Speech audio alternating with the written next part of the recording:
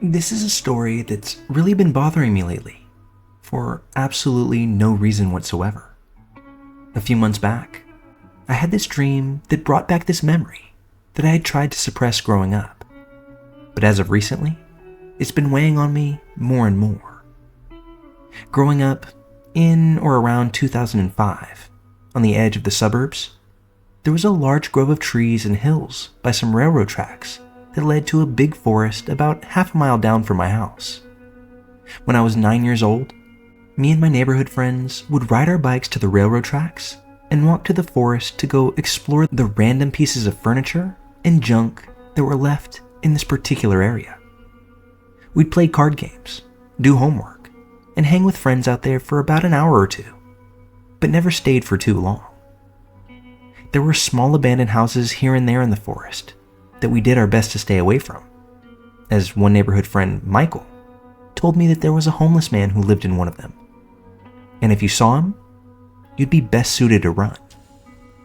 So right off the bat, after hearing this, going near this house in the woods would be scary as hell. One chilly November afternoon after school, I came home and dropped my backpack off at my house before immediately heading to the woods.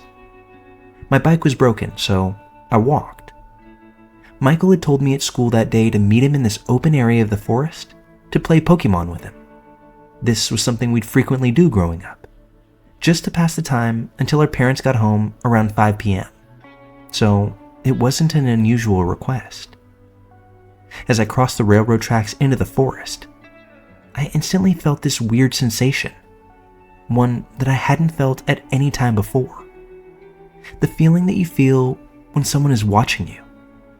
I looked all around, but couldn't see a soul, so I thought that maybe I was just spooked, as the rather overcast day was the perfect setting for eeriness anyway. Trekking through the autumn leaves scattered across the large wooded area, I came upon the big open area where I was supposed to meet Michael. Near to the area where we normally met was his notebook, open to a specific page.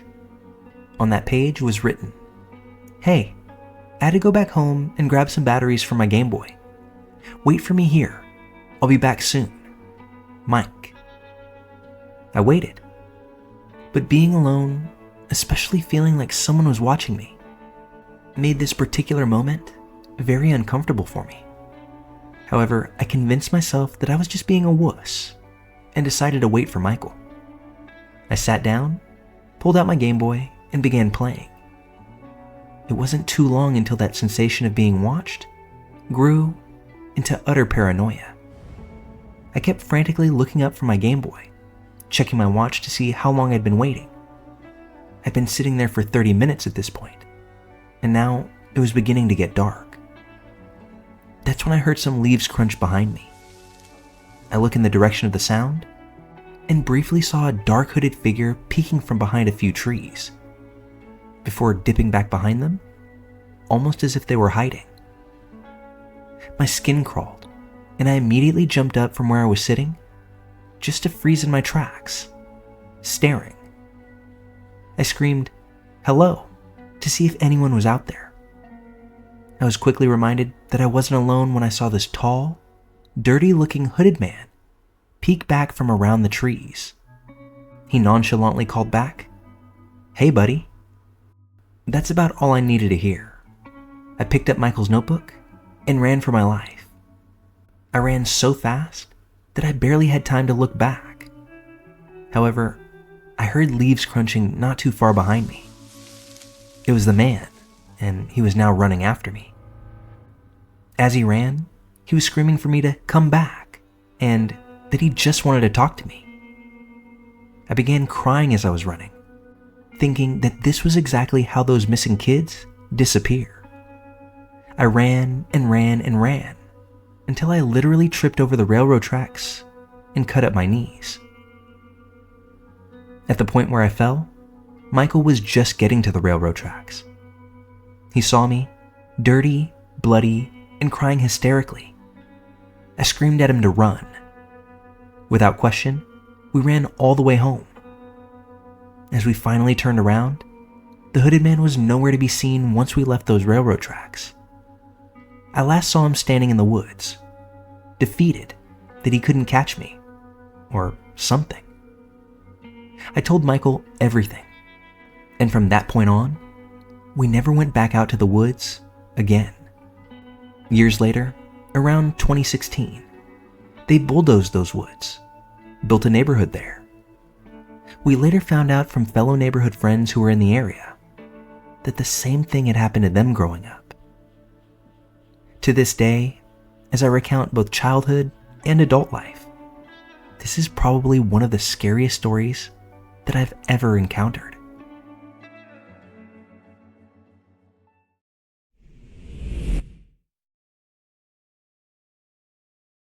To set the tone, I'm going to start with a little backstory. I was a somewhat sheltered kid who didn't have a ton of real-world experience. I had my first boyfriend when I was 16. We dated for several months, had a difficult breakup, and I pretty much rebounded to another relationship with a guy who was mentally and physically abusive. He and I dated for over a year, before eventually I finally got up the courage to dump him. However, by that time, I had burned some bridges with my family and friends and moved into an apartment with my equally rebellious cousin. I can't begin to describe how messed up I was emotionally at this point. Looking back on it, it honestly seems like somebody else's life, like I was just a bystander. I made terrible decisions that I would regret, and still regret, for years to come. Many of those decisions centered around men who I was basically using to make me feel something other than pain and frustration. One of those guys, I'll refer to him as Jay, ended up being much more than what I had bargained for. By the time he came around, I was starting to come to my senses. By that, I mean I was starting to realize that I was never going to fill that void with these guys. But I was a shy person who had trouble saying no. So when Jay asked if he could spend the night one time, I let him. The next morning, not only was I extremely embarrassed, but also extremely late for work. I had to kick Jay out and take off to my job. All day, I found myself angry at the decisions that I made, and also what I'd become. I made the decision to not only cut ties with Jay, but all guys for the time being. However, that didn't change the depression that I was still battling with. Jay continuously tried to call me and text me, and I ignored him because I was honestly afraid that I wouldn't have the willpower to say no. I kept hoping that he would get the hint. When finally, after 3 or 4 days of nonstop notifications, I stopped hearing from him. I was having a particularly rough day the following week, when at around 9 p.m., I decided to go for a walk. I posted a status to Facebook, which were song lyrics that I can't exactly remember, but they said something about saving me. As I was walking, I received several calls from Jay in a row. As I had been doing, I kept ignoring them. Then I received a call from my cousin roommate. She was frantic, saying that Jay was outside of our apartment, yelling loudly for me to get outside. Our landlord, who lived in the lower apartment, called up to my roommate complaining. I honestly don't remember how I managed to get back into my apartment without Jay noticing me. I remember that I was standing on our balcony porch, and he was yelling at me as my cousin threatened to call the police. He made all kinds of threats. He threatened to mess with my car. He threatened to set the apartment on fire. He came up to the main entrance of the apartment, banging on the doors, while we stayed on the porch begging for him to leave. As the threats got worse, we locked ourselves inside. I honestly have no idea why we didn't call the police. Given that it was now late, and we assumed ourselves to be safe on the 3rd floor, we must have fallen asleep at some point. And when I ultimately woke up at 5 in the morning for work, Jay was gone. I checked my car, my cousin's car. Everything was fine. I blocked Jay's number on my phone. I blocked him on Facebook, leaving my cousin with specific instructions to call the police if he ever came back. I left and headed off to work. I've never heard from Jay again. It's terrifying to think of how that night could have ended differently. It was eye-opening for me, and honestly, it was the final straw in me getting my life back together. For that, even remembering how scared I was in the moment, I'm thankful. And P.S.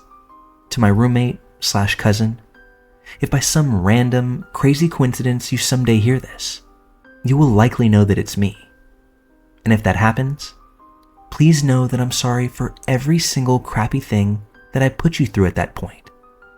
You are an amazing person, and I miss you every day.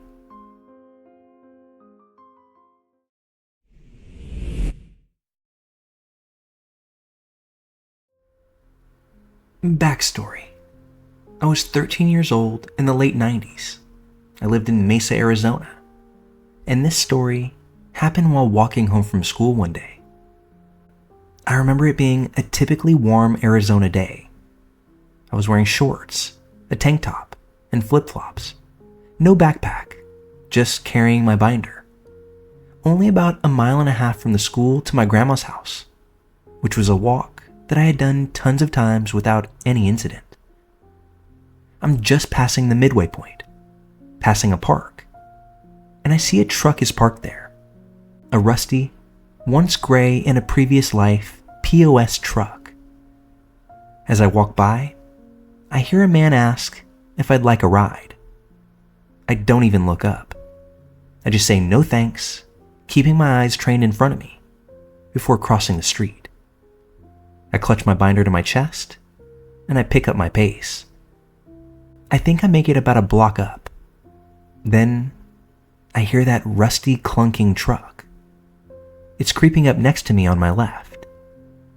This is when my gut tells me to run. Freaking run. But I don't. I kind of turn a blind eye to my gut.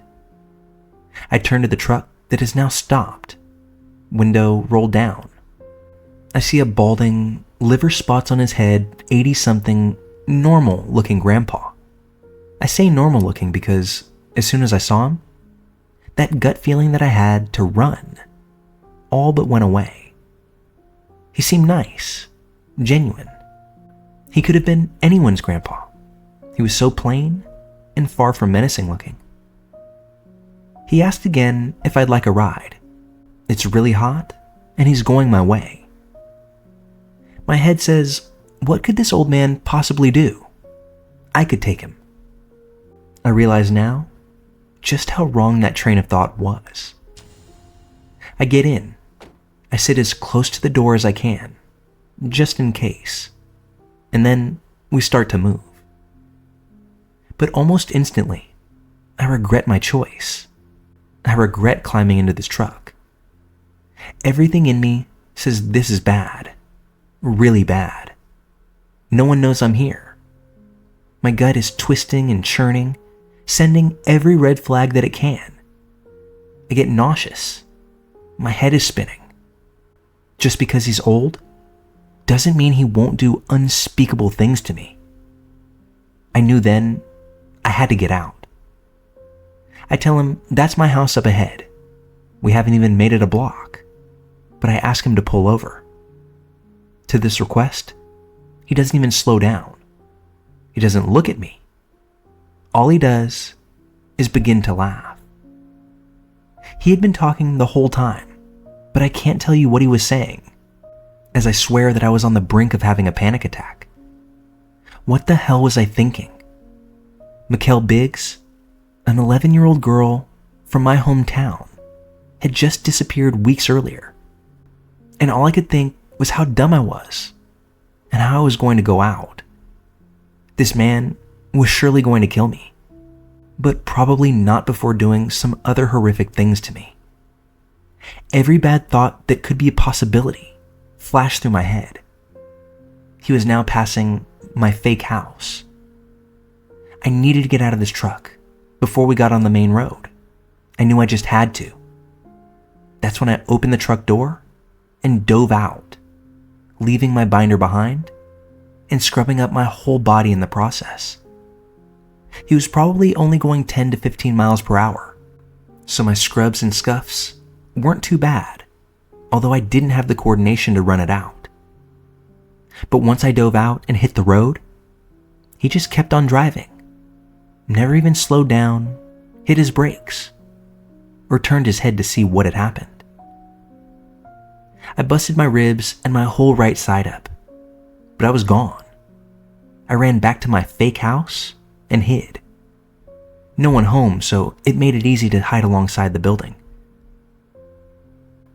After I was sure the man was gone, I ran the rest of the way home. And I think it's safe to say that I had never run so fast in my life. I never told my family. I was too embarrassed about the decision that I made that led to this. When my mom asked me about all the scrapes and bruises, I said I missed the hurdles during track. And that was also the last time I ever walked home again. I was so dumb. Why did I even get in? I know it could have been so much worse. I know I could have ended up kidnapped. I know that I could have ended up in a ditch somewhere. I could have ended up like that other little girl, Mikkel, who, even 25 years later, has never been seen again.